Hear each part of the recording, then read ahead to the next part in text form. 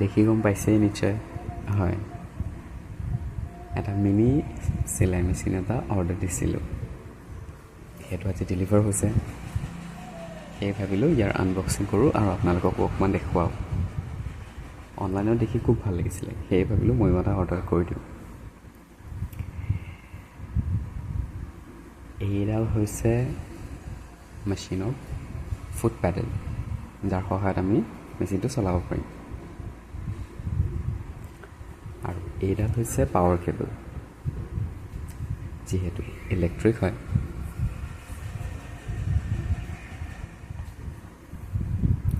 আৰু লগতে পালোঁ 4টা ববিন কেছ ফ্ৰী। বজাৰৰ পৰা কিনিব গ'লে এই এটাত পৰিব 50-60 টকা তেনেকুৱা।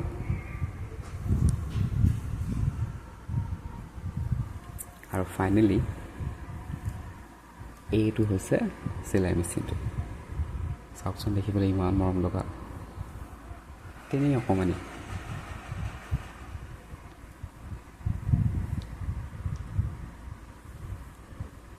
এইটো হৈছে অন অফ কৰা বাটন, আৰু এইটো হৈছে হাই ল' স্পীডৰ কাৰণে।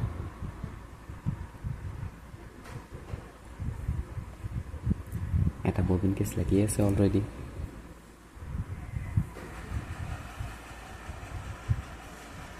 এইটো দেখিছেনে, এইটো এটা ডেমো দেখুৱাইছে। এটুকুৰ কাপোৰ চিলাই পেলাই ডেমো এটা দিয়া আছে যে চিলাইটো কেনেকুৱা বহিব। চাওকচোন, মোৰ হাতখনৰ সমান, এনেই অকণমানি, ইমান মৰম লাগিছে। আৰু লগত এখন বৰ্ড পালোঁ। এই বৰ্ডখনৰ সহায়ত চিলাবলৈ অকণমান সুবিধা হ'ব। এনেকৈ জইন কৰি দিলে অকণমান দেখিবলৈ ডাঙৰ হয় মেচিনটো। আৰু লগত এই বক্সটো ফ্ৰী পাইছোঁ। এই বক্সটোৰ ভিতৰত বহুতো বস্তু দেখিবলৈ পাইছোঁ।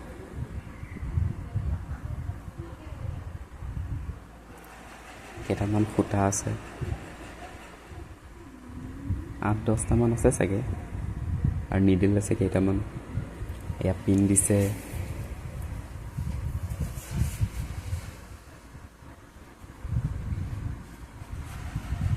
এইটো চাওক, এইটো এটা ভাল বস্তু পাইছোঁ। এইটো হৈছে এনচি টেপ। মোৰ তাত এনচি টেপ নাছিলে। এইখন হৈছে কাটাৰ, সূতা কাটিবলৈ। কেইটামান বাটন দিছে। আৰু এটা ভাল বস্তু যে এইটো কেৱল ইলেক্ট্ৰিক নহয়, এইটো বেটাৰীটো চলে। এইটো ভাল পাইছোঁ। আৰু এইটো অকণমান ওখ কৰিব পৰাকৈ সুবিধা এটা দিছে।